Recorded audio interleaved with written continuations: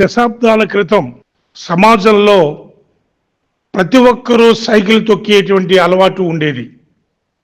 వివిధ వ్యాపారాలు, వ్యవసాయాలకు, స్కూల్స్కి, ఉద్యోగాలకు వెళ్ళేటప్పుడు సైకిళ్లను వినియోగించడం ఎక్కువగా జరిగేటువంటి పరిస్థితి మనందరికీ తెలుసు. అటువంటి సైకిళ్ళు మూలన పడిపోవడం విచారకరం.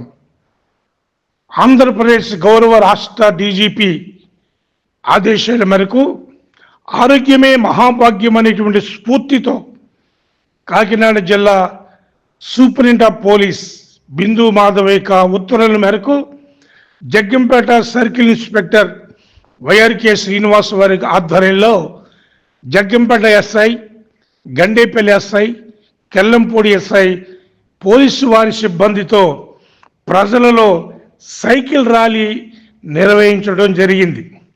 ఈ సైకిల్ ర్యాలీ ప్రజలలో ఆకర్షణగా కనబడింది. ఈ సైకిల్ ర్యాలీలో ఒక నినాదాన్ని తీసుకురావడం జరిగింది. శారీరక దృఢత్వం, శారీరకమైనటువంటి ఫిట్నెస్తో పాటు ఆరోగ్యాన్ని సంతరించుకోవడం అనేది ఈ సైకిల్ ర్యాలీలో ముఖ్య ఉద్దేశంగా కనబడుతుంది. ముఖ్యంగా పిల్లలు ఒక ప్రత్యేకమైనటువంటి అవగాహన కల్పించారు. నేటి పిల్లలకు సైకిల్ ముద్దు, వాహనాలు వద్దు అనేటువంటి నినాదాన్ని ప్రజలలో అవగాహన కల్పించారు.